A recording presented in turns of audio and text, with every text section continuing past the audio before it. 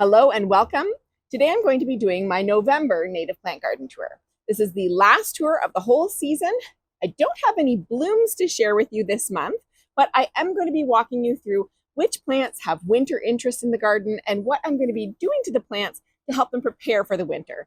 And spoiler alert, it's not much. So let me get to the videos now and show you where things are at. Thank you so much for watching. Okay, let's get started on the boulevard garden. We've got some things hiding.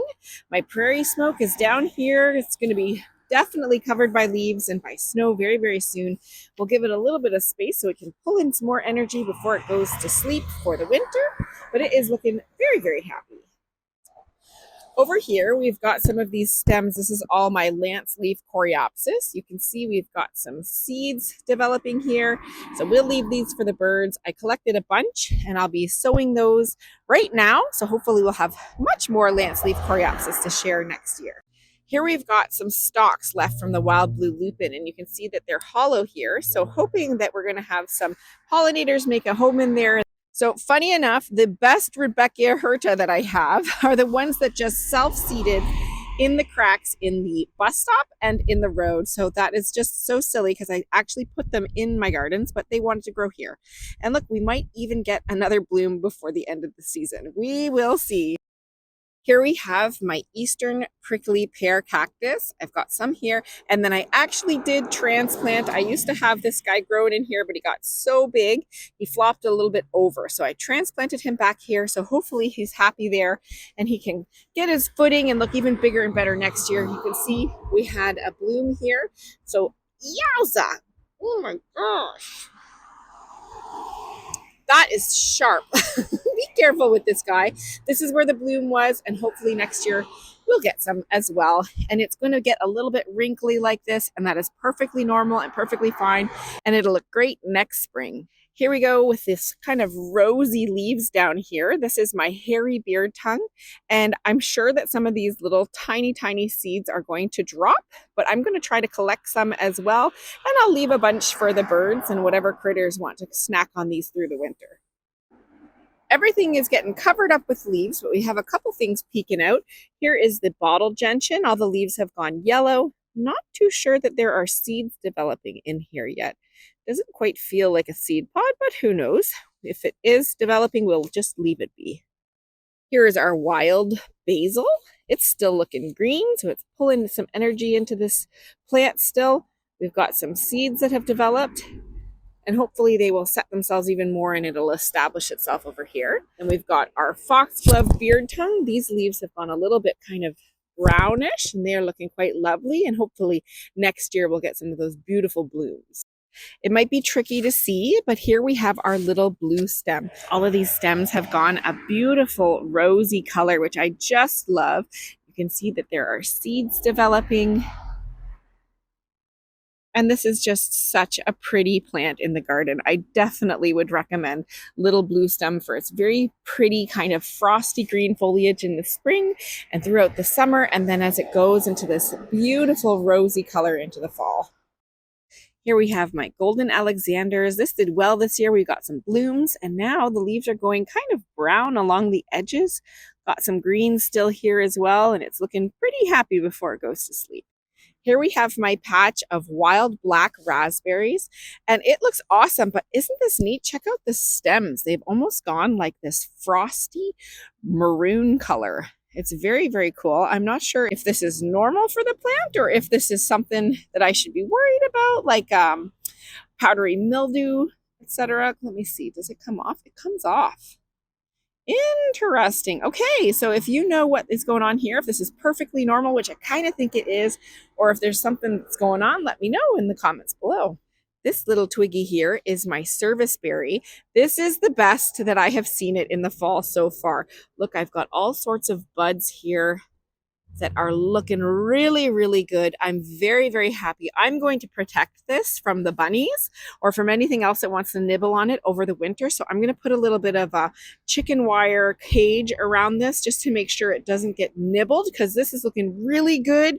And it's the only one that's looked good so far on my property. This is the fourth of a few that have just I don't know, I don't think they're coming back. So this is exciting. It is looking awesome. Here we have my New England Aster. This guy's standing up about 4 to 5 feet tall or so, and we've got all these seeds developed. Now they're looking a little sad because they've gotten rained on, but they do poof up like little pom-poms that are just so adorable.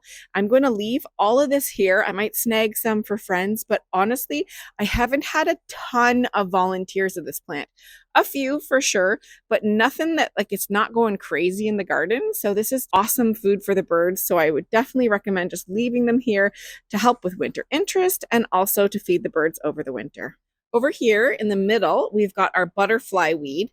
Now, I did not come and get my seeds soon enough, so I have lost them. There's a few in there. Oh, I'm totally coming back for those.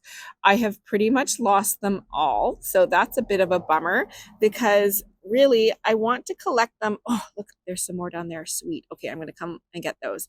I like to collect these seeds in particular because they're going to fly away into other people's gardens and then they're going to pull them out as weeds. So I want to make sure that I collect them and share them so that people purposely plant them and then we have more milkweed as opposed to anybody snagging these thinking that they're a weed, but really it's our beautiful butterfly weed. So we will come and get whatever is left over, and just a reminder to make sure that you keep an eye on these things so that they don't just get lost in the wind. Here is my 90% native shade garden. There's lots of green still left in this garden, and we've got a couple of red and white things in the background growing now too. I'll go in and give you some close-up. Here are the adorable little seed puffs of our large-leafed aster. So I'm just going to leave these here for the birds over the winter, and I haven't really seen too much new growth from this, so I don't really think it makes too many volunteers, but if we get a couple in the garden, that will be fine as well. Here is my Zigzag Goldenrod. There's lots of lovely greens still. Most of the seeds have pretty much blown away. You can see here, there's just kind of the remnants of where the seeds were. And then down here, you can see an example of where the seeds are still here. So there's a couple there, and they'll probably get eaten up or blow away in the wind, and see if that turns into even more Zigzag Goldenrod in this shady garden. Here, standing in the back, not to be confused by the non-native palm tree that we have, is the choke cherry. We've got a couple of buds here on the branches, but this is pretty much what I expect it to look like until the spring, and hopefully we'll have lots of leaves coming out. Maybe we'll even get a flower or two in the springtime. Another tricky one to see is our bush honeysuckle here. All these little twigs are the bush honeysuckle that has lost its leaves, and you can see that it has a little bit of growth there, getting ready for its sleep. So that's where the leaves will form, or the leaves will form in the springtime as well. Here's our Bottlebrush Grass. You can see that the top part of the plant has all gone kind of dry and crispy. I'm pretty much going to leave this until the spring, and then I'll probably cut it back. We've got only a few seeds left, so not sure if those got eaten up by the birds, but they have all kind of fallen off. So now we're left with these little twiggies here. And then there's new growth. So we've got a ton of new green growth down here. So hopefully it's not just confused with this warm fall and that this is supposed to be what it's supposed to be looking like, but we will wait and see what happens in the springtime.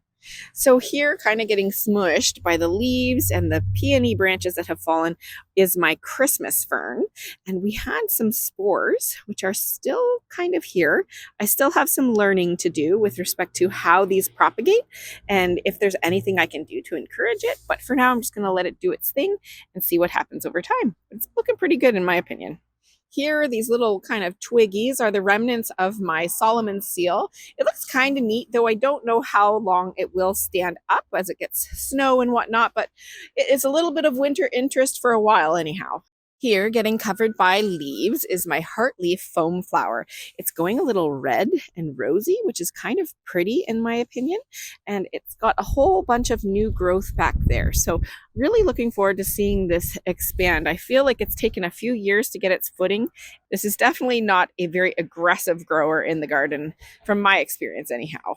So this strange little contraption is my red bud tree. I have two of these guys, and this is my attempt to protect it over the winter.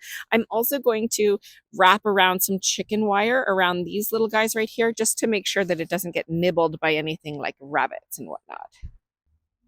Here, standing at about 4.5 feet tall, is my swamp milkweed. Not a ton of winter interest here, but that's okay. We are going to leave these sticks here until the spring, and then I'll cut them down because new shoots will grow. I'll put them in my pollinator pile. A little tricky to see, but here is my pale purple coneflower. This is also about 4 feet tall or so. We've got some seeds developing in there, which we're going to leave for the birds. This needed a tomato cage so it would stand up because it didn't have a lot of support here. I've actually even given it a bit more space and moved a non-native hydrangea to give these native plants a bit more space in the garden for next year. So hopefully they'll kind of spread out a bit more, but we'll leave the tomato cage until this really gets more established here and they can stand up on their own. Here's my obedient plant. It's about 4.5 feet tall as well. I took a whole bunch of seeds off. I'll be sharing those with friends and doing some fall sowing. And then I've got a bunch left on here for the birds as well, so they can enjoy those over the winter. Now, if you do not want a ton of volunteers in the garden from the obedient plant, then you may want to just deadhead it all and make sure that those seeds don't drop. But I don't really mind. I tend to just share whatever is too much in the garden, which I think is a nice way to spread the native plants into other people's gardens as well. This little contraption is how I am trying to protect my new Paw Paw tree. It's in there, I swear. I've wrapped it with some of this white protector, which I don't really know if that's going to do anything, but it's the chicken wire that I'm really happy with because it's nice and sturdy, and I know that the bunnies will not be able to get through that because they tend to nibble my little baby shrubs, and I do not want that happening this year. Here is my sneezeweed. We have a bunch of seeds that have developed.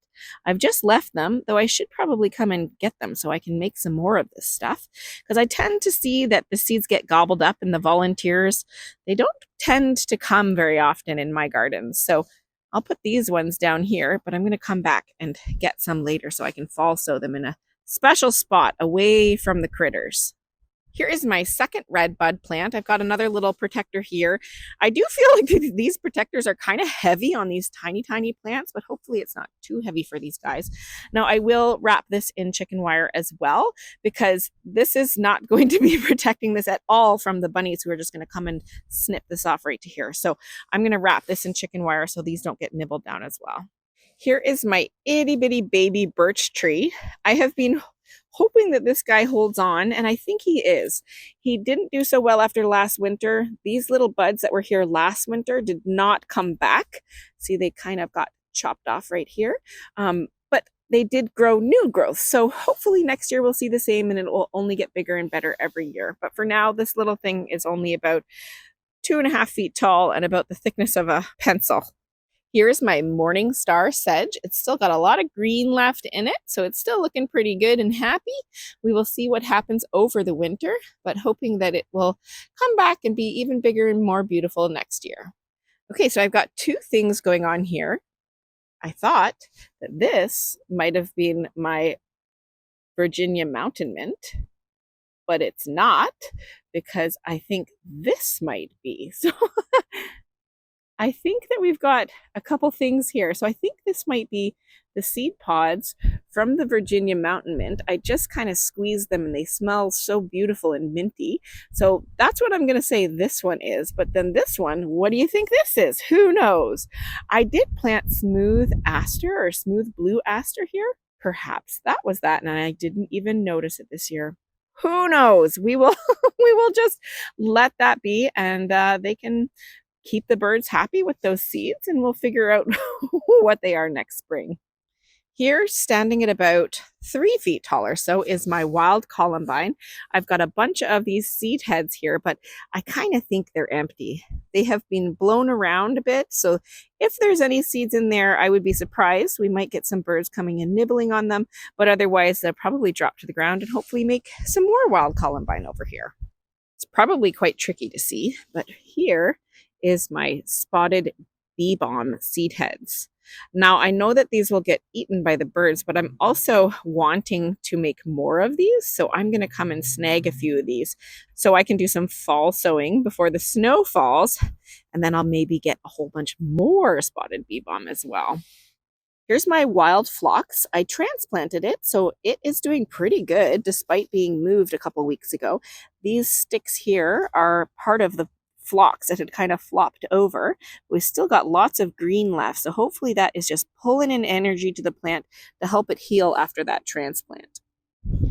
So over here we have a bunch of white turtlehead that have a bunch of seeds despite this plant looking pretty angry this year.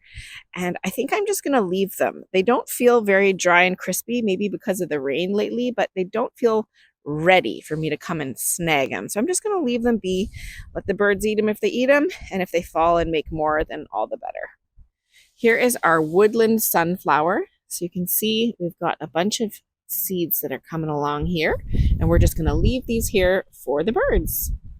Standing at about 6 feet, maybe 7 feet tall or so, is my American bellflower. We have a ton of seed pods here that have all developed. They're very kind of interesting looking. You can see that there's like a little hole right there. So the seeds can actually come out of those little tiny holes, and the seeds are quite small. So I think I have about a billion zillion seeds. So I'm not sure I want that much American bellflower in my garden or in my space. So I might have to cut some of this back and share it with friends. But I did notice in the other one that down by the base, it literally just came out. I'm afraid to pull it out right now as we're filming. But this is a biennial plant, so this will not come back. This specific plant will not come back next year, but it will perhaps make new plants via the seeds, but then those will take 2 years to flower. So I'm not sure how I feel about this in the garden quite yet. If you have American bellflower in your garden, please let me know how you manage it and how you enjoy it. And if you let it just do its thing, or if you plant it one year and have blooms the next, and then what happens after that?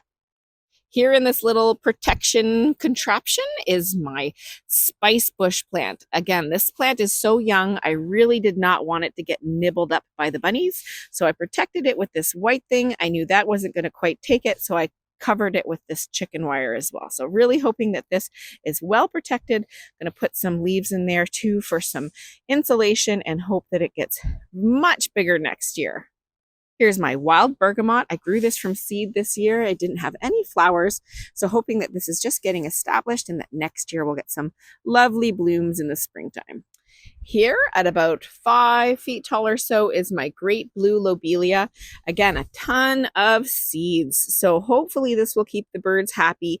Again, I'm going to come and steal a couple of these.